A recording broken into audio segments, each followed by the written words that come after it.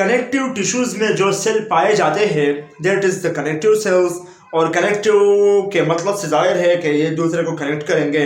जो बोन्स है, कार्टिलेजेस है, ब्लड है, ब्लड में WBCs, RBCs और जो प्लेटलेट्स है, उसके अलावा जो बोन मैरोज है, बोन स्पॉन्जी बोन्स हो गया, कॉम्पैक्ट बोन हो गया, कार्टिलेजेस है, टेंडन्स, लिगामेंट्स और उसके अलावा जो बेसल लमाइना, बेसल प्रोपाइना है, that are connective tissues. Okay जी। और ये जिस सेल से बने हैं, फॉर एग्जांपल कार्टिलेज कॉन्ड्रोसाइट से बना है, बोन्स ऑस्टियोसाइट से बना है। इससे जनरली बताता हूँ, ब्लड जो WBCs, RBCs और प्लेटलेट से मिलकर बना है और उसमें प्लाज्मा भी है, लेकिन that we are talking about the cells. और इसमें जो WBCs प्लेटलेट्स है वो तमाम कनेक्टिव टिश्यूज है और वो कनेक्ट करता है हमारे बॉडी को, एक्सचेंजिंग मीडियम करता है। फॉर एग्जांपल ये मैं PDF में बताऊंगा, लेकिन मैं सिर्फ जनरली बताता हूँ कि ब्लड एक पंप पर, एक हार्ट बीट पर ब्लड हर ऑर्गन में जाता है, लिवर में, ब्रेन में, एनीथिंग। सो लिवर उसकी ब्लड की डिटॉक्सिफिकेशन करती है, जो ब्लड उस वहाँ गई हो। लंग्स उसमें ऑक्सीजन ऐड कर लेती है और कार्बन डाइऑक्साइड उससे निकालता है। हमारे किडनीज उसको फिल्टर कर लेती है, उससे वेस्ट मटेरियल्स, ग्लूकोज वगैरह निकालता है। हमारा स्प्लीन उसमें से डेड ब्लड सेल्स निकालते हैं। उसके अलावा हमारे जो पेनक्रियाज है, जो स्टमक है, वो उससे खुराक अखज़ कर लेता है।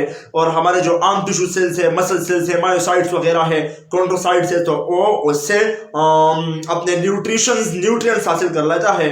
बोन्स उससे कैल्शियम हासिल कर लेता है, फास्फोरस हासिल कर लेता है, जो ब्लड प्लाज्मा में मौजूद है। So that is the concept of the blood. Okay जी। एंड ये मीडियम है एक्सचेंज मीडियम, क्योंकि एक्सचेंजिंग करता है, एक चीज को ऑक्सीजन को लंग से लेता है तो टिश्यूज में छोड़ लेता है। हाँ, लिवर से डिटॉक्सिफिकेशन के एलिमेंट्स जो कि मिनरल्स है, फास्फोरस हो गया, कैल्शियम, वो लेता है, दूसरे टिश्यूज में छोड़ लेता है। और इंसुलिन को पेनक्रियास से लेकर दूसरे सेल्स में छोड़ लेते हैं, हार्मोन्स को लेता है और टारगेट सेल्स में छोड़ लेता है। That is the concept of the connective tissue. So macrophages वो सेल्स है जो कि इनकल्पेशन फेगोसाइटोसिस में बड़ा प्रोसेस अदा करेगा। ओके जी। फेगोसाइटोसिस का प्रोसेस क्या है जी? इसका काम है, ये जब बैक्टीरिया आ गया तो ये उसे इनगल्फ करके उसके किल करेगा, डिग्रेड करेगा। अब उससे जो बड़ी हो, और बैक्टीरिया बड़ी है या सर्जरी में जो स्टफ्स निकलते हैं और जो ब्लड में फैलता रहता है, तो वो मैक्रोफेजेस से बड़ा होता है एक्चुअली। सो बहुत से मैक्रोफेजेस मिलकर उस ग्रुप पर हमला कर देता है और that is known as germ cells, germ group cells. Okay जी। मैक्रोफेजेस का किस्सा खत्म। फेगोसाइटोसिस में सिंपली आपको समझाने की कोशिश करना चाहता हूँ। एंड मास्ट सेल्स का काम है रिएक्शन के खिलाफ एंटी रिएक्शन, ओके जी, या अगेंस्ट रिएक्शन कोई काम करना। फॉर एग्जांपल हमको बी ने काटा तो उसके अलावा वो जगह स्वेल करता है, सुर्ख हो जाता है, इन्फ्लेमेशन करता है। That is due to mast cell, because वो मास्ट सेल वहाँ आता है, हिस्टामिन को रिलीज कर देता है, हिस्टामिन फिर रिएक्ट कर लेता है, फिर इन्फ्लेमेशन पैदा होती है और फिर बॉडी फ्लूइड्स वहाँ जमा होता है। Due to that this become swells, वहाँ का टेम्परेचर ज्यादा हो जाता है, वहाँ का वेसोडाइलेशन होती है, ब्लड के ट्रांसपोर्ट वहाँ ज्यादा होती है, ताकि तमाम वाइट ब्लड सेल्स इम्यून यहाँ पर आए कि ब्लड के जो बैक्टीरिया है वो किल कर ले। अब इम्यून सिस्टम की जरूरत है। सो ब्लड की ट्रांसपोर्ट भी वहाँ ज्यादा होती है due to vasodilation and actually that occurs. And वो जगह सुर्ख हो जाती है क्योंकि ब्लड की ट्रांसपोर्ट वहाँ ज्यादा हो गई, वो जगह स्वेल हो जाती है क्योंकि वहाँ पर बॉडी फ्लूइड ज्यादा हो गई, वो जगह इन्फ्लेमेशन करती है क्योंकि वहाँ हिस्टामिन रिलीज हो गई, वहाँ पर फाइब्रिन में कन्वर्ट हो गया। And that's process due to the mast cells anti reaction होंगे। ये simple. Okay, WBCs white blood cells है, ल्यूकोसाइट्स जिसको कहते हैं बायोलॉजिकल लैंग्वेज में, ल्यूकोसाइट्स हो गए। और ल्यूकोसाइट्स में तमाम ये शामिल है जो कि न्यूट्रोफिल्स, इज़ोफिल्स, बेसोफिल्स वगैरह, और इसके अलावा मेस्टोसाइट्स और वगैरह तमाम सेल्स है। WBCs का काम इम्यून सिस्टम में है। Neutrophils, basophils, eosinophils, T lymphocyte, B lymphocyte, T helper lymphocyte वगैरह, ये तमाम सेल्स क्या करेंगे जी? इम्यून सिस्टम में हेल्प करेंगे। That is about that. Chondrocyte से कार्टिलेजेस बने हैं और इसकी एक खासियत यह है कि लचक रिजिलियंट नेचर होगी ओस्टोसाइट्स। और ये इसकी दूसरी खासियत ये है कि ये कौन सा चीज प्रोड्यूस करेगा जी, ये कॉन्ड्रोसाइट मुख्तलिफ प्रोटीन्स को प्रोड्यूस करेगा, ओस्टोसाइट्स भी मुख्तलिफ प्रोटीन्स को प्रोड्यूस करेगा। और ये बॉन्स इससे बने हैं, बॉन्स के स्मॉलेस्ट यूनिट है, हिस्टोसाइट से दूसरे सेल्स वगैरह दूसरे ऑर्गन्स बने हुए हैं। और मेसेंकाइमल स्टेम सेल्स जिससे हर सेल बनता है, जो प्लुरिपोटेंट नहीं है, यानी कि कमिटेड नहीं है, किसी काम के साथ मुख्तस नहीं है, पर्टिकुलर काम इसका नहीं है। जैसे कि आरबीसी का काम ट्रांसपोर्ट ऑफ हीमोग्लोबिन हो गया, जो कि हमारे स्किन में केराटिनाइज स्क्वेमस एपिथेलियम का काम हो गया जी, सिर्फ और सिर्फ प्रोटेक्शन, द वेरी बचना किसी अल्ट्रावायलेट रेज वगैरह से, तो that is the work. And stem cells का कोई मुख्तस काम नहीं होता, लेकिन ये बच्चा है, इससे कौन सा भी किस तरह शख्स भी बन सकता है, लेकिन तरबियत दी जाती है। सो जब इसको सिग्नल्स आती है कि इससे सेल्स बनना है, तो फिर ये कन्वर्ट हो जाती है किसी पार्टिकुलर मैच्योर सेल को। Neutrophil, eosinophil and basophil are the specific cells of WBCs, which is about that. And we have confirmed that ये हमने अभी कंफर्म कर लिए। एंड अब पीडीएफ में इनके बारे में पढ़ेंगे, इसके अलावा कुछ भी नहीं होगा। अगर आप यहाँ पर वीडियो स्किप करना चाहते हैं, skip that. But if you want to go further more in detail, go to my PDF and please check the video. Concept clear कर लो अपना, जानबूझकर बहुत कॉम्प्रिहेंसिवली, बहुत एम्फसाइजली उसको देख लो और उसको रिसर्च कर लो, क्योंकि आपका टॉपिक यही है। अगर आप आए यहाँ हो, it means that you are searching for that topic. ये आपको चाहिए, इसकी अंडरस्टैंडिंग, इसका कॉन्सेप्ट आपको चाहिए, माइंड में आपको रखना होगा इसका concept. That is important for your histological students. अस्सलाम वालेकुम। तो आज का हमारा टॉपिक है कनेक्टिव टिश्यूज़, जो मैंने आपको ऑन द फर्स्ट लेक्चर बताया भी। That's it. कनेक्टिव टिश्यूज़ हमारे बॉडी में किस किस जगह पर मौजूद है, सबसे पहले तो ये बताइए, और क्योंकि मैं बताऊंगा, सो आप इमेजिन कर लिए कौन कौन सी जगह पर मौजूद होंगे। Let's go for saying. Okay जी, हमारे बोन्स कनेक्टिव टिश्यूज़ हैं। हमारा ब्लड है जिसमें आरबीसीज है, जिसमें तमाम लिम्फोसाइट्स है, मैक्रोफेजेस है, यूसिनोफिल्स है, ल्यूकोसाइट्स वगैरह है, डब्ल्यूबीसीज जो कि तमाम डब्ल्यूबीसीज। उसके अलावा प्लाज्मा सेल्स है, प्लेटलेट्स है, वो भी कनेक्टिव टिश्यू है। एंड उसके अलावा जो हमारे कार्टिलेजेस है, जिससे हमारे एयर का एक्सटर्नल लेयर बना हुआ है, जिससे बहुत से अशिया बने हुए हैं, ऑर्गन्स में बहुत से टुकड़े कार्टिलेजेस वगैरह है। एंड कार्टिलेज में भी इलास्टिक, में भी फाइब्रस, और कार्टिलेज भी कनेक्टिव टिश्यू है। उसके अलावा जो भी हमारे टेंडन्स और लिगामेंट्स है, दैट आर कनेक्टिव टिश्यूज़। उसके अलावा जो भी मेसेंकाइमल सेल्स है, स्टेम सेल्स है, दैट आर कनेक्टिव टिश्यूज़। उसके अलावा हमारे स्टमक में जो कि म्यूकोजल लेयर है, ठीक है जी, वो एपिथेलियल है। सो हर एपिथेलियल लेयर से, हर एपिथेलियल के बेसल लेमाइना के नीचे कनेक्टिव टिश्यू होगा। और कनेक्टिव टिश्यू इसलिए होगा क्योंकि इसमें ब्लड ट्रांसपोर्ट ज़्यादा है, ब्लड वेसल्स ज़्यादा है, प्रोटीन्स और मैट्रिक्स ज़्यादा है, मैट्रिक्स फ्लूइड ज़्यादा है। उसके अलावा कोलेजन, एलास्टिन और फाइब्रिनोजन प्रोटीन्स वगैरह बहुत से रिलेटेड पड़े हुए हैं। And you can see the diagram, that is it. इसमें यही है, बस पर आप समझो, मैं आपको बातें करना चाहता हूँ कुछ जी। उसके अलावा collagen bundle fibres, mast cells हुए, हमारे एडिपोज सेल्स, एडिपोसाइट्स, जो कि हमारे पेट में एक्चुअली स्टोर्ड होते हैं। हमारे स्किन के नीचे एपिडर्मस लेयर में, एपिडर्मल लेयर में हमारे एडिपोसाइट्स है, और ये इंसुलेशन का काम करता है। एडिपोसाइट सेल बस यही है जो कि आपको नज़र आता होगा। ये सफ़ेद जो है वो एडिपोज है, फैट से, और ये थोड़ा सा न्यूक्लियस है। एडिपोसाइट्स बस इसका काम यही है कि स्टोरेज ऑफ फैट। और फैट कितना स्टोर होगा जी? फैट में भी एक बहुत बड़ा ग्रेन्यूल हो, सो दैट इज और एक ही हो, so that is the unilocular adipocyte. And एक छोटे छोटे ग्रेन्यूल्स हो, लोक्यूल्स हो, और वो फैट्स के शक्ल में हमारे एक एडिपोसाइट्स में पड़े रहे हो, so that is the multilocular adipocytes. Okay जी। और एडिपोसाइट्स का काम यही है कि आखिर वक्त में स्टारवेशन वगैरह में एनर्जी देना। The initial energy is the work of adipocyte, 9 kilo calories 9 calories पर ग्राम एनर्जी हमारे एडिपोसाइट के ब्रेकडाउन से होती है, सेल्स के फैट से जी। That's it. हमारे के साथ तो उलट गई, लेकिन वापस आते हैं about the cells, about the connective tissues locations. Okay जी, हमारे बोन्स, कार्टिलेजेस, ब्लड में WBCs, RBCs, प्लाज्मा सेल्स, उसके अलावा टेंडन्स, लिगामेंट्स, ये तमाम है कनेक्टिव टिश्यूज जी। कनेक्टिव टिश्यूज, तो टिश्यूज की स्टडी को हिस्टोलॉजी कहते हैं।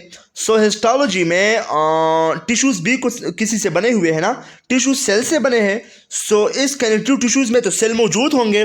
सो now we are discussing the connecting cells actually, and connective cells का ही यही टॉपिक है, and that is the video about the connecting cells, connective cells. Okay जी, so there are 2 types of cells which is divided जी। Connective cells का काम क्या है, कनेक्टिव टिश्यूज का प्रोविजन ऑफ स्ट्रक्चरल सपोर्ट, इस पर अपने आप को समझाइए, and that is most important.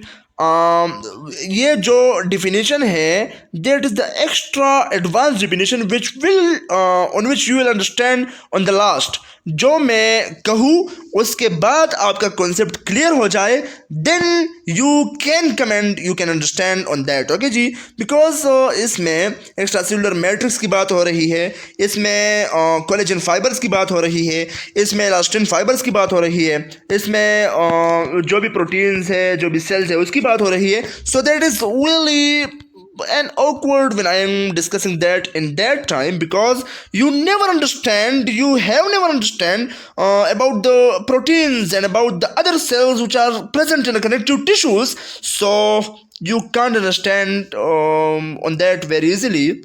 Now the functions, जिसमें सबसे पहला है प्रोविजन ऑफ स्ट्रक्चरल सपोर्ट। ये हमारे बॉडी को स्ट्रक्चरल सपोर्ट देता है। जो बोन्स है, कार्टिलेजेस है, टेंडन्स है और लिगामेंट्स है, वो स्ट्रक्चरल सपोर्ट है ना, मूवमेंट करते हैं हम उससे। हमारे बोन्स जो कि हमें मूवमेंट देता है, हम अपने प्रोटेक्शन देता है, क्योंकि हमारे जो रिब केजेस है उसने लंग्स और हार्ट को प्रोटेक्ट किया हुआ है, स्टर्नम ने एक्चुअली द हार्ट के मैनुअल को प्रोटेक्ट किया हुआ है। इस तरह बहुत से हड्डियों ने, तो ये तो जाहिर बात है, बहुत से काम है इसके बोन्स के। So bones are actually connective tissues. Medium of for exchange जी, हमारा ब्लड जो है वो एक्सचेंज का मीडियम है।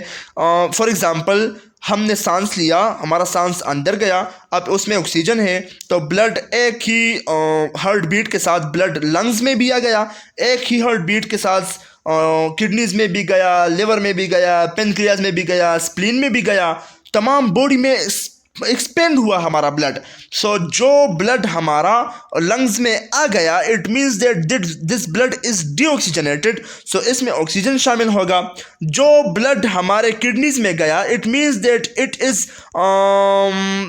Is full of many waste products like bilirubin, like ammonia, like many things, many other waste cells, so that cells will be secreted through kidneys, through glomerulus filtrate present in nephrons, and nephrons is the basic unit of kidneys actually. And जो भी blood गया हमारे liver में, तो उसने उस liver ही ने detoxify किया हमारे ब्लड को। उस स्प्लीन ने हमारे ब्लड से जो कि डेड रेड ब्लड सेल्स है उसको हटाए, और हीमोग्लोबिन को फिर जो छोटे टुकड़ों में तकसीम किया, डिग्रेड किया। सो हमारे ब्लड को exchange as medium of exchange कहा जाता है, क्योंकि ये बॉडी को डेड सेल्स एक टिश्यू से लिए, ओके जी, और उसको किडनीज के द्वारा और उसके अलावा स्प्लीन के द्वारा और लिवर के द्वारा डेड सेल्स अखज़ किए गए। So that is the exchange medium. Okay जी, ऑक्सीजन किडनीज लिवर से लिया, सॉरी हमारे फेफड़ों से, हमारे लंग से ऑक्सीजन लिया और तमाम बदन में एक्सपेंड कर लिया, तमाम बदन में तकसीम किया। So this is the medium of exchange, and that is actually the work of that connective tissue, and the connective tissue is the blood, and the blood is the connective tissue, so that is the direct proportion to one another, and that is it. That's it. Okay जी। The third number work is the role in the defense and the protection of the body। जी, सबसे ज़रूरी ये है के protection करेगा, यानी कि इंट्रासेलुलर सब्सटेंसेस मैट्रिक्स और connected to physical barrier to those bacteria which manage the to penetrate the epithelial membranes. Some connective tissue cells have the ability to engulf bacteria and other unwanted particulate matter. जी, कौन सा connective tissue है जो bacteria को engulf करेगा? वो macrophages है, monocytes है, जो कि बैक्टीरिया को इनगल्फ करेगा। ओके जी, कौन से some connective tissue cells number 3 produces antibodies which react with and inactivate the antigens. Okay जी, कौन से सेल्स होंगे? टी लिम्फोसाइट्स, बी लिम्फोसाइट्स, जो कि एंटीजेंस को इनएक्टिवेट करेंगे। मास्ट सेल्स है जो कि एंटीजेंस को इनएक्टिवेट करेंगे। So that is the work of that. और storage of fat, adipocyte actually storage करेगा, मैंने तो आपको बताया ही। So that are functions. Now we are moving the other side. Connective tissue cells दो किस्म के सेल्स है, resident cells, migrant cells. Resident cells वो है जो कि एक जगह पर पैदा हो जाए, एक जगह पर बड़े हो जाए, एक जगह पर मर जाए। That is example of the osteocytes. Osteocytes है ओके जी, बोन्स एक्चुअली कॉन्ड्रोसाइट्स जो कि कार्टिलेज से बना हुआ है, ओस्टोसाइट से बोन बना हुआ है। So that two both are actually the word that are the resident cells, because ये पैदा ही बोन में, ओके, और वहाँ पर बड़ा पड़ा भी, उसका ज़िंदगी का गुजरान भी हुई हुआ। जियोस्टोसाइट्स बोन में ही हुआ ना, कुछ ट्रांसपोर्ट तो उसकी नहीं हुई, उसका मरना भी वही हुआ, वो वहाँ ज़ाया भी हुआ। सो दैट इज़ द रेजिडेंट, कि वो किसी दूसरी जगह पर सफ़र ना करे, किसी दूसरी जगह पर वो सेल ट्रांसफ़र ना हो जाए, वहाँ पैदा हो जाए, वहाँ बड़े पले, वहाँ पर सबक भी पढ़े वगैरह वगैरह। And that's it about the resident cells. And resident cells क्या होंगे जी? फिक्स सेल्स उसको कहते हैं। You can read that, because मैं तो सिर्फ कंसेप्ट क्लियर करने के लिए आया हूँ आपके। ओके जी, दूसरा माइग्रेंट सेल्स है। हाँ, रेजिडेंट सेल्स के कुछ एग्जाम्पल है। फाइब्रोब्लास्ट जो कि कोलेजन और इलास्टिन प्रोटीन्स को सिक्रीट करेगा, प्रोड्यूस करेगा। उसके अलावा ग्लाइकोप्रोटीन्स और प्रोटीग्लाइकेंस को प्रोड्यूस करेगा। And we will discuss that in another topic, another heading of the fibroblast.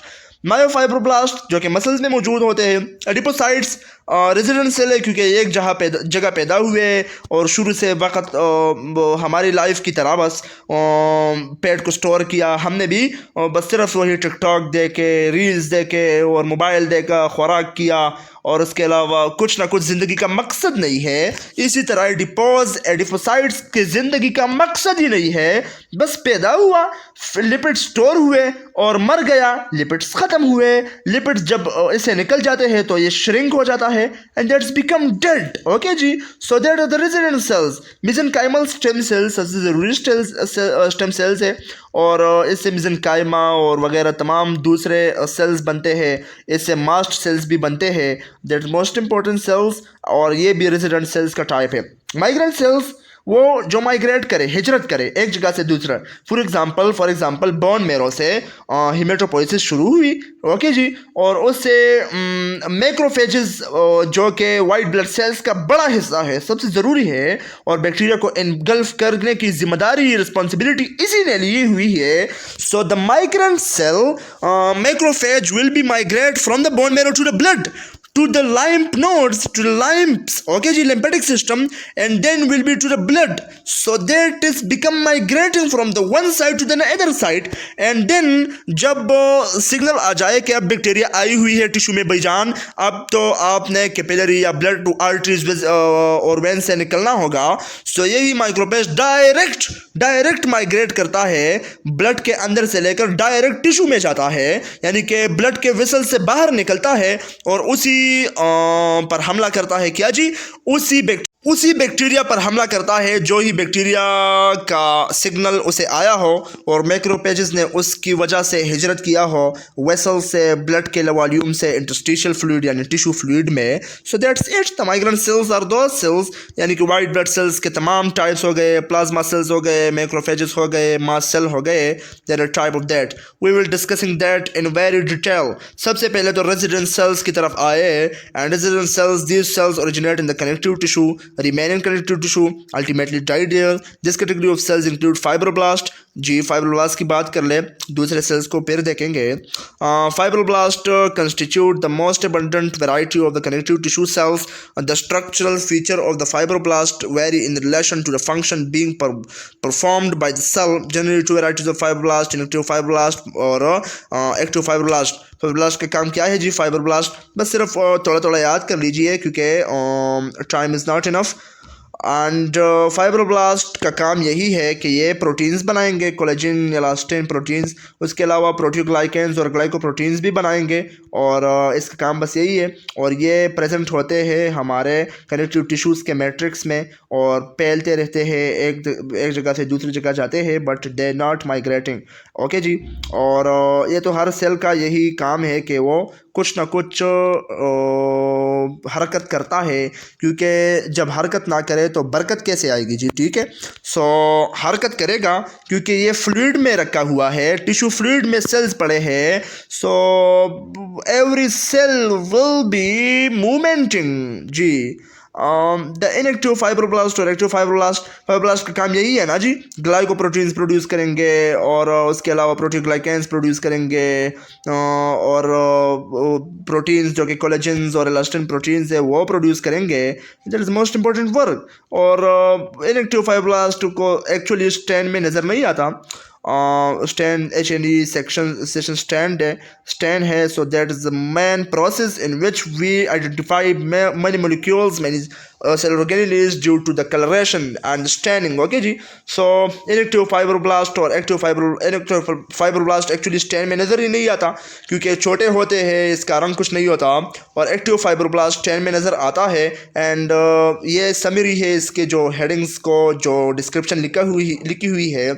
And अब इसके फंक्शंस पर आ जाए तो मैंने तो आपको बताया प्रोटीओग्लाइकेंस और ग्लाइकोप्रोटीन्स को बनाने का काम रिस्पॉन्सिबिलिटी, कोलेजन और उसके अलावा इलास्टिन प्रोटीन्स को बनाने की रिस्पॉन्सिबिलिटी, ये काम ही यही फाइब्रोब्लास्ट का है. मायोफाइब्रोब्लास्ट दूसरा सेल है, सॉरी इसका टाइप है. मायोफाइब्रोब्लास्ट नॉट जी, ये भी छोटे होते हैं, अनडिस्टिंग्विशेबल होते हैं और ये HNE सेक्शन में स्टैंड कलर नहीं पकड़ता और जिसकी वजह से हमें नज़र नहीं आता लाइट माइक्रोस्कोप में. अलबत्ता जो कि इलेक्ट्रॉनिक माइक्रोस्कोप है उसमें नज़र आएगा क्योंकि उसमें तो एटम की हद तक जाया हुआ है. और वाउंड कंट्रैक्शन में, वाउंड हीलिंग में myofibroblast is most important. Now we will come into adipocytes. Adipocytes are characterized by the presence of the considerable of the जी बस ये फैट सेल्स है, इसका काम स्टोरेज है और ये भी रेजिडेंट सेल्स है. ओके जी. और in many locations the body the adipocyte accumulated जी. हाइपोडर्मस में, हमारे पेट में, हमारे मसल्स के ऊपर, हमारे गुर्दों के ऊपर, किडनीज के ऊपर, लंग्स के ऊपर, एनी ऑर्गन के ऊपर हमारे कुछ ना कुछ एडिपोसाइट सेल मौजूद होते हैं. स्टमक के ऊपर जो भी आप 3D ऑर्गन सिस्टम में 3D को देख लीजिए ना जी, तो कुछ न कुछ पीले रंग का, पेल येलो या वाइट शेप का जो कि आपको फैट नजर आएगा, that is adipocytes actually. So adipocytes not most discussable. 50 से 150 माइक्रोमीटर इन डायमीटर में सेल का साइज़ है, तकरीबन बड़ा है, निस्बतन बहुत बड़ा है क्योंकि इसका काम स्टोरेज है और स्टोरेज के लिए स्टोरेज रूम चाहिए. और स्टोरेज रूम किसकी? फैट्स की स्टोरेज रूम, लिपिड्स की स्टोरेज रूम, फैटी एसिड्स और ग्लाइसरोल्स की storage room. So that will be stored in the huge that will require a huge type of storage room. So adipocytes are actually huge. Okay जी. So 80% of the cell एक ही droplet से भरा हुआ होता है और उसे यूनिलोक्यूलर कहा जाता है, जिसमें एक ही लोक्यूल होता है. मैंने आपको डिस्कस किया सेल के वीडियो के स्टार्ट में, और जिसमें 2 या 3 या 4 या 5 या 10 20 लोक्यूल्स होते हैं, ग्रेन्यूल्स होते हैं, छोटे छोटे पार्टिकल्स ऑफ फैट्स होते हैं, उसे मल्टीलोक्यूलर कहा जाता है. And that's are we have discussed that. Okay जी. The chief function of the fat cell is to store the fat. That's it. Now mesenchymal stem cells आखिरी रेजिडेंट सेल्स है, resident cell, और फिर migrant की तरफ migrate करेंगे कि these cells can't be easily identified in the connective tissue because they are derived from the embryonal mesenchyme and retain the capability to give rise to the fibroblast and adipocyte throughout the life. Some histologists maintain that these cells occur as pericytes on the capillaries of the connective tissue.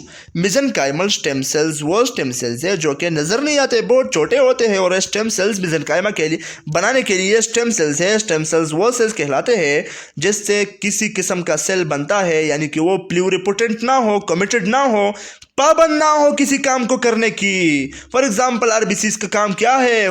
The transport of oxygen.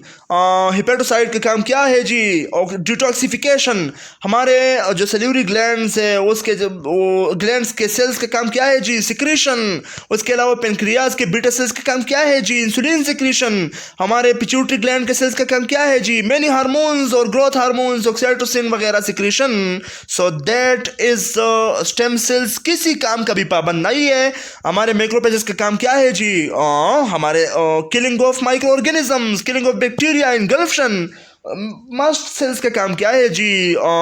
Histamine का release करना और बहुत से anti allergic होता है जी। ये sales तो वो सेल्स के स्पेसिफिक काम होते हैं, लेकिन स्टेम सेल्स वाहिद ऐसा सेल है जिसका कोई काम नहीं, और ये छोटा होता है। अब इससे कुछ भी बन सकता है। इसका मिसाल क्ले की है, जिससे हम ग्लासेस भी बना सकते हैं, जिससे हम कुछ भी बना सकते हैं, या कोई एल्यूमिनियम मिसाल ले, या कोई ऐसा चीज़ मिसाल है जिसकी कोई चीज़ भी बन सकता है। सो stem cells is not a pluripotent and not committed to any specific work, any particular work, and that is made in every type of cell, and the smallest cell is known as the mesenchymal stem cells. Now come to the migrant cells of the connective tissue. The migrant connective tissue cells are also called free cells or transient cells, क्योंकि free घूमते रहते हैं। इसमें बस white blood sales आते हैं। Macrophages की बात कर ले। Macrophages connective tissue macrophages also called histiocytes इसे कहते हैं, और ये मोटाइल है, पेगोसाइटिक सेल्स है, और लूज कनेक्टिव टिश्यूज यानी ब्लड में ब्लड में पकड़ जो कि नज़र आता है हमें। ऑर्डिनरी एचएनई स्टैंड जब हम देते हैं, तो जब हम इसे एग्जामिन कर लेते हैं तो ये डिफ़िकल्टली हमें पहचान में आता है। एक्चुअली इसका रंग वाइट है, और इसमें न्यूक्लियस जो कि फ्लैट है, कंडेंस है, बस इसी का डिस्क्रिप्शन यही है जी। और ये इसका साइज 10 to 35 माइक्रोमीटर है। एवरेज सेल का साइज बस यही है, थोड़ा सा बड़ा है लेकिन सेट। और इलेक्ट्रॉनिक माइक्रोस्कोप ने अभी यही रिवील किया है that the surface of an active microscope macrophage is highly regular and shows numerous folds and cytoplasmic projections, क्योंकि इसमें बहुत से एंटीजेंस इसके सरफेस के ऊपर सेल के ऊपर, प्लाज्मा लेमा के ऊपर लगे हुए हैं। So that's why it is most rough जी। गोल्जाई एपेरेटस और प्रोमिनेंट रफ एंडोप्लाज्मिक रेटिकुलम और लाइसोसोम्स बहुत ज़्यादा मिकदार में होंगे, क्योंकि इसका काम मरवाना है, इनगल्फशन करना है, डिग्रेडेशन करना है। जो भी पार्टिकल आ जाए, वो प्रोटीन्स हो, एंटीजेंस हो, उसको प्रोटीन में कन्वर्ट करना, वो बैक्टीरिया हो उसको डिग्रेड करना, ख़त्म करना, किल करना, ये काम है किसका? मैक्रोपेजेस का। तो इसमें तो लाइसोसोम ज़रूर होगा, एंड लाइसोसोम के एक ऑर्गेनेली है, एंड इसके ऑर्गेनेलीज का तमाम डिटेल लेक्चर मैंने अपलोड किया हुआ है। Now you can see that in the another video जी। फंक्शंस ऑफ मैक्रोपेजेस, सबसे बड़ा फंक्शन तो पेगोसाइटोसिस है, क्योंकि इनगल्फ करेगा क्या जी? बहुत से बैक्टीरियाज को।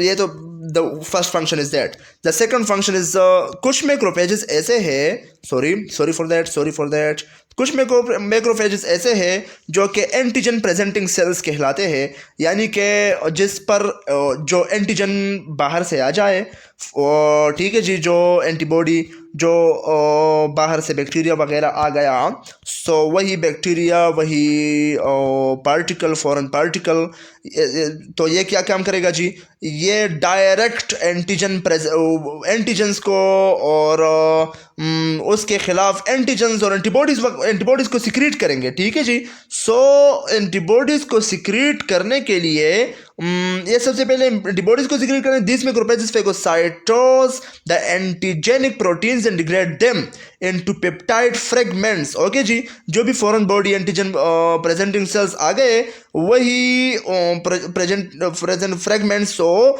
उसको एंटीजन तो एक्चुअली प्रोटीन्स है, उसको प्रोटीन्स में डिग्रेड करेंगे पेप्टाइड फ्रेगमेंट्स में, और वही पेप्टाइड फ्रेगमेंट्स उसके सरफेस पर माइग्रेट करेगा, और वो MHC2 मॉलिक्यूल्स के साथ बाइंड होगा। We don't go in more details because that is the short okay जी। और MSC2 के साथ उस पेप्टाइड फ्रेगमेंट्स ने बाइंड कर लिया। अब वो जब बाइंड हुआ तो वो टी लिम्फोसाइट्स को इनिशिएट करेगा कि अब आपका काम शुरू हुआ और आपका एंटीबॉडीज का प्रोड्यूस करना आपका काम है। तो एंटीबॉडीज प्रोड्यूस करना शुरू कर लो and that is the initiational signal for the bodies. Okay जी, एंड दैट्स इट। तीसरा काम ये है कि बैक्टीरिया और दूसरे फॉरेन एंटीजेंस के ख़िलाफ़ ये काम करेगा और वो ये करेगा कि ये साइटोकिन्स को रिलीज़ करेगा और बहुत से बड़े नंबर साइटोकिन्स, और साइटोकिन्स इंटरल्यूकिन 1 फैमिली से ताल्लुक़ रखने वाला है। एंड साइटोकिन्स प्रोलिफरेशन और मैच्योरेशन और प्रोडक्शन ऑफ टी लिम्फोसाइट्स को स्टार्ट करेगा, लिम्फोसाइट्स को, और लिम्फोसाइट्स इसी साइटोकिन्स के स्टिमुलेशन की वजह से बनेंगे। And the cytokines production and secretion is the work of the macrophages, that is the most important work. Okay जी। Sometimes macrophages encounter a foreign body which is too large to be engulfed. एक बात ज़रूरी है, that is most important talk, that is most important concept, you can clear on that, can be clarified on that. Okay जी। Sometimes macrophages encounter foreign body. सबसे पहले कुछ ना कुछ अवकात, बस इसी का मतलब ये है कि कुछ ना कुछ अवकात में एक फॉरेन बॉडी आ जाती है। फॉर एग्जांपल सर्जरी में अगर हमारा फॉरेन बॉडी आए, वो स्मॉल हो लेकिन मैक्रोफेजेस के 10 गुना या 20 गुना हो, तो मैक्रोफेजेस तो नहीं खेल सकता। या बहुत सा बड़ा बैक्टीरिया नज़र आ गया, या सर्जरी के दौरान जो कि स्टचेस वगैरह निकलते ब्लड वेसल्स के अंदर जाते हैं, सो वो मैक्रोफेजेस डिटेक्ट कर लेते हैं, तो उसको तो मरवा नहीं सकते ना, क्योंकि इससे मैक्रोफेजेस से बड़ा है। तो बहुत से मैक्रोफेजेस इकट्ठे होंगे और वो मैक्रोफेजेस एक मल्टी न्यूक्लियर जैंट सेल बनाएगा जिसको फॉरेन बॉडी जैंट सेल भी कहा जाता है। और वो फॉरेन बॉडी जैंट सेल इकट्ठा एक ग्रुप की शक्ल में, मैक्रोफेजेस एक ग्रुप की शक्ल में एक उस पर अटैक करेगा, उस फॉरेन बॉडी को, और उसको इंगल्फ करेगा। एंड दैट इज द जो सेल बनाएगा उसे मल्टी न्यूक्लियर जैंट सेल। बस आप MCQs के लिए याद रख लीजिए, क्योंकि मैं तो पेपर पैटर्न आपको समझाना नहीं चाहता। I want to clarify your concept, but MCQs, that is most important for MCQs. Okay ji. Anorganized collection of the epithelioid macrophages is called the granuloma. The macrophages are derived from monocytes of the blood. The monocytes develop in the bone marrow and circulate in the blood. They leave the bloodstream by migrating through the endothelium of capillaries and into the connective tissue. जी, सबसे ज़रूरी बात तो ये है कि macrophages monocytes of blood से derived है, यानी कि ब्लड के मोनोसाइट्स इस मैक्रोफेजेस वगैरह को बनाएंगे। And there is nothing more to discuss. हाँ, मोनोन्यूक्लियर पेगोसाइट सिस्टम एक सिस्टम है जो कि macrophages other phagocytic cell constitute करते हैं, और other phagocytic cell Kupffer cells of liver हो गए, एल्वियोलर मैक्रोफेजेस और लैंगरहैंस सेल्स ऑफ स्किन हो गए, या microglia cells of the nervous tissues and osteoclast हो गए, और द बोन्स टिश्यूज हो गए। इस तमाम में मोनोन्यूक्लियर पेगोसाइटिक सिस्टम मौजूद है। We don't go in more detail. Mast cells सबसे ज़रूरी है। Mast cells, now we are just coming to the mast cells. The mast cells are large ovoid cells 20 to 30 micrometer, बस ये नॉर्मल साइज का size है जी। ठीक है जी। Now mast cells पर आते हैं। The mast cells are large ovoid cells measuring 20 to 30 micrometers, इसका जो कि डायमीटर है। और उसके अलावा कैरेक्टरिस्टिक फीचर इसका क्या है जी? सिक्रेटरी ग्रेन्यूल्स सबसे ज़रूरी काम है। मास्ट सेल तो सबसे ज़रूरी है, और दूसरा इसका काम भी, इसके साथ डिटेल भी बहुत ज़्यादा है, लेकिन मैं बहुत शॉर्टकट में आपको समझाऊंगा about the mast cells. Okay जी। सबसे पहले तो जब मास्ट सेल्स को देखिए तो इसमें few mitochondrias, small amount of endoplasmic reticulum and small amount of Golgi bodies complex वगैरह मौजूद होते हैं, क्योंकि इसमें इसकी ज़रूरत ही इतनी नहीं है। और सिक्रेटरी वेसिकल्स बहुत ज़्यादा होते हैं।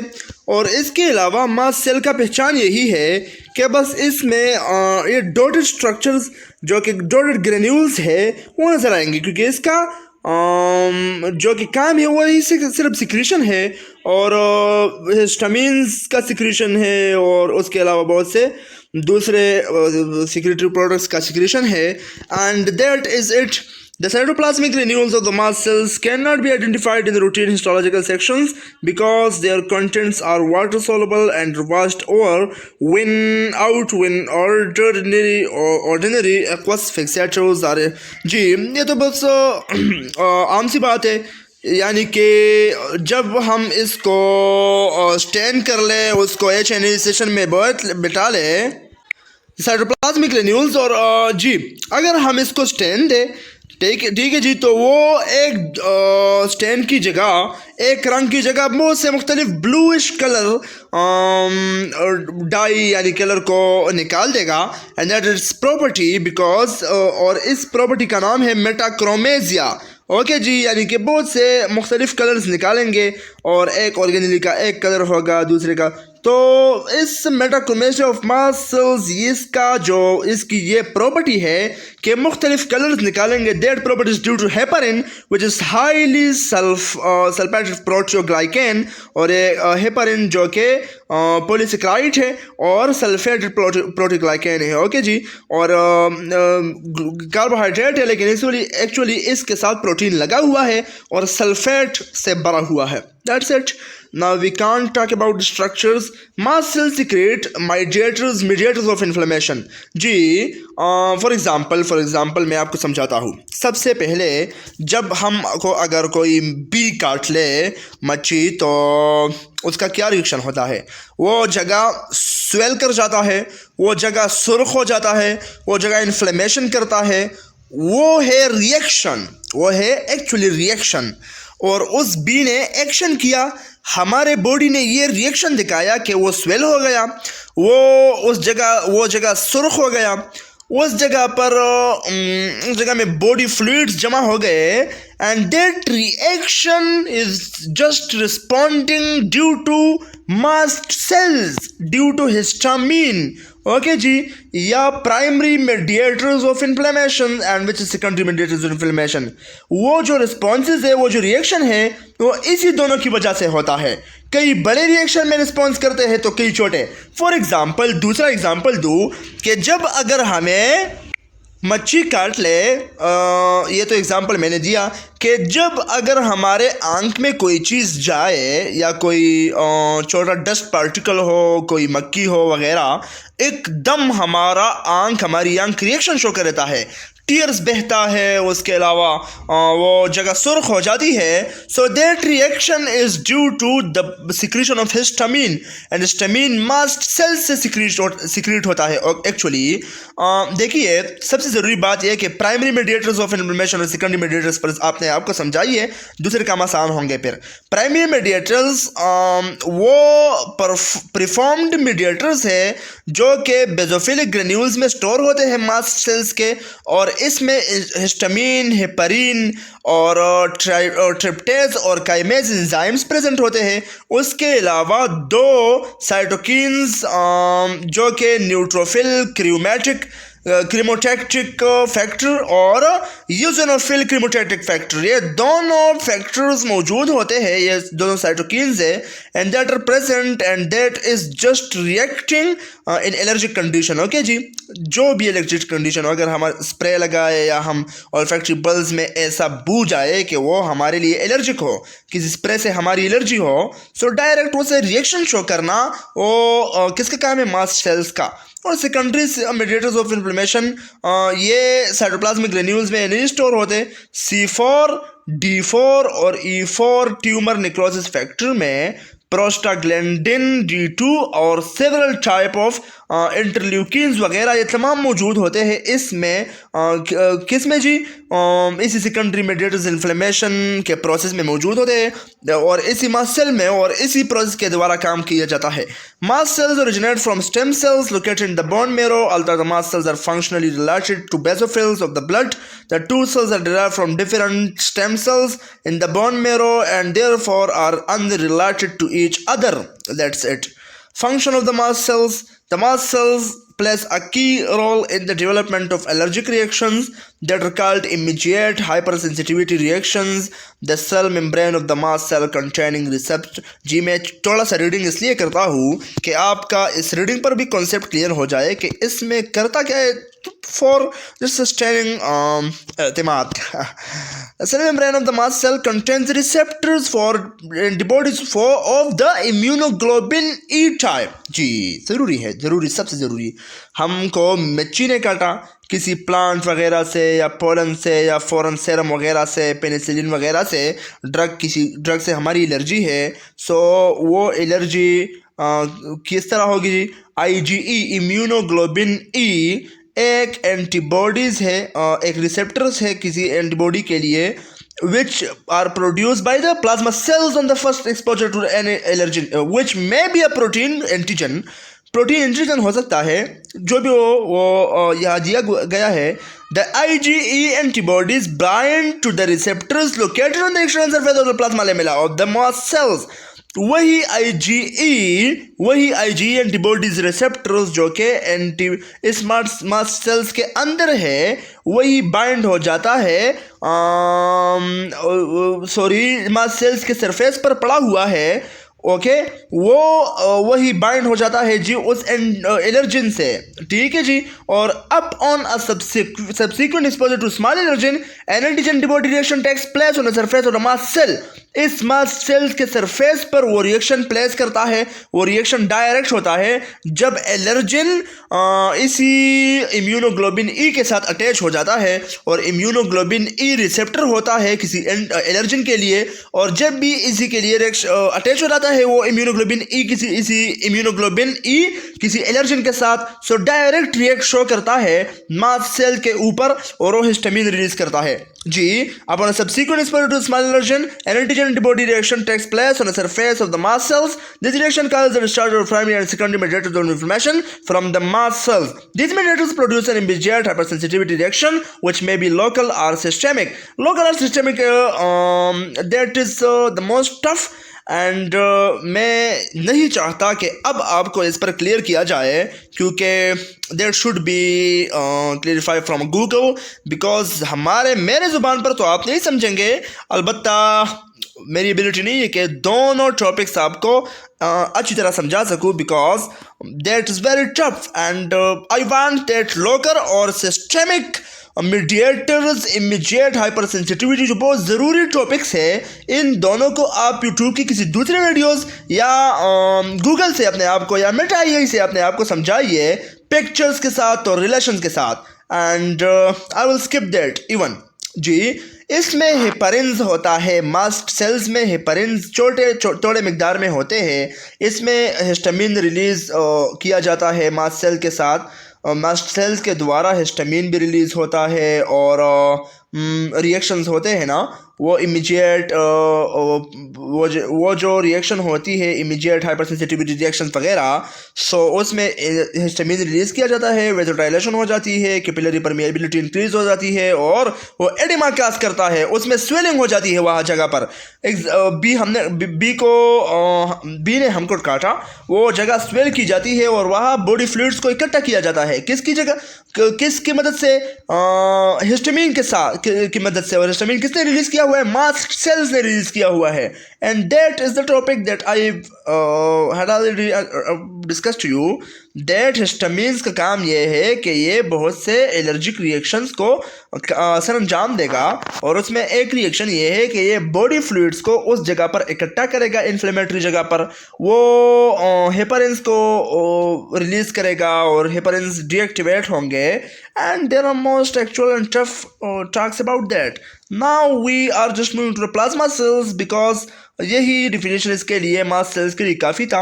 एंड प्लाज्मा सेल्स के बाद ल्यूकोसाइट्स है, and I will escape from that जी। Plasma cells also called plasmacytes, 20 micrometer तकरीबन इसका डायमीटर होता है, दैट्स एवरेज, ओके जी। और लार्ज होता है, वाइट सेल्स है, और इसके अलावा ये इंटेंसिवली बेसोफिलिक साइटोप्लाज्म है इसकी, और जी इसके स्टेनिंग की बात की गई है। और उसके अलावा मैं ये स्किप करना चाहता हूँ न्यूक्लियस, जो कि इसमें स्पायरिकल इन शेप होता है और एसेंट्रिक पोजीशन सेल में लेता है, और वो एसेंट्रिक पोजीशन इसी सेल में किसी एक तरफ किसका होता है जी? प्लाज्मा सेल का किसी एक तरफ, यानी कि मैं आपको इस डायग्राम से समझाना चाहता हूँ। प्लाज्मा सेल्स इसमें कौन से है जी? ये है, और that is the nucleus which is on one side, it means that is in eccentric position. और इसकी बहुत सी खासियतें हैं, करेक्टरिस्टिक्स है और प्रॉपर्टीज़ है जी।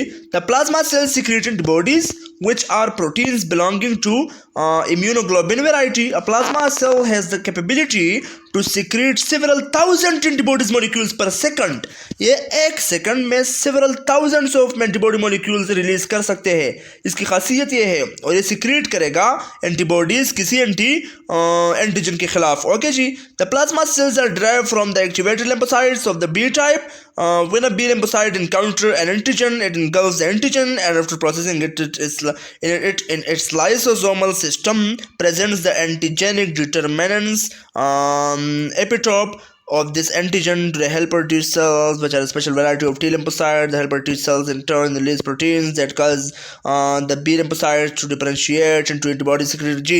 सबसे बड़ी एक कहानी है, और इस कहानी पर ऐसे समझिए कि एक सेल आ गया, इम्यूनोग्लोबिन फॉर एग्जांपल एक एंटीजन आ गया, वो इम्यूनोग्लोबिन रिसेप्टर के साथ अटैच हो गया, और जब रिसेप्टर के साथ अटैच होगा सो यही प्लाज्मा सेल्स किसको सिक्रीट करेंगे जी? और यही प्लाज्मा सेल्स मुख्तलिफ हज़ारों एंटीबॉडीज़ को सिक्रीट करेंगे। वही एंटीबॉडीज़ जाएंगे लिम्फोसाइट्स को एक्टिवेट करेंगे, और derive from the activate lymphocytes को when a B lymphocyte encounter an antigen, जो जब भी लिम्फोसाइट एक्टिवेट होंगे वो डायरेक्ट आएंगे उसी एंटीजन और ऐसे फॉरेन बॉडी के साथ को इनगल्फ करेंगे या एंटीजन को इनगल्फ करेंगे, और उस प्रोसेस के बाद जो इसमें जो एंटीजेनिक सिस्टम्स और फ्रेगमेंट्स मौजूद होते हैं वो किल हो जाएंगे।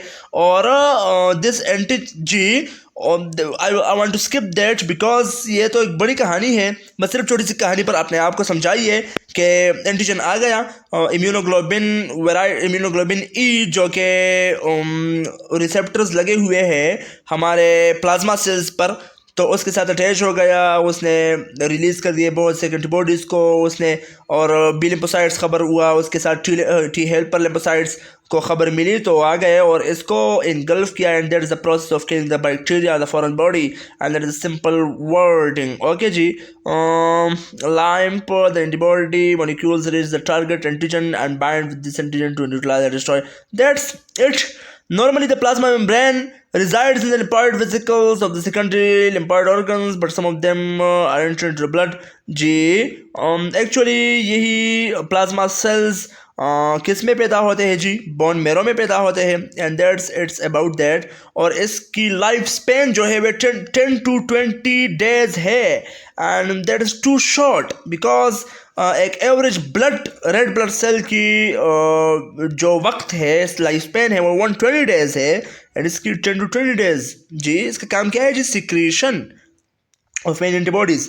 ल्यूकोसाइट्स तमाम WBCs वाइट ब्लड सेल्स वो ल्यूकोसाइट्स कहलाते हैं, that all are connective cells जी, normally migrate from the bloodstream into the connective tissue through the capillary valve. This migration increases during inflammation. Almost all the leukocytes, neutrophils, eosinophils, lymphocytes and monocytes enter the connective tissue. The lymphocyte of beta जी तमाम जो neutrophil, eosinophil, basophil, lymphocytes और monocytes जो तमाम है वो leukocytes में included है, और that all are the white blood cells, and that all are known as connective cells.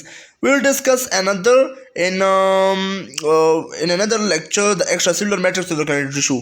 Assalamu alaikum.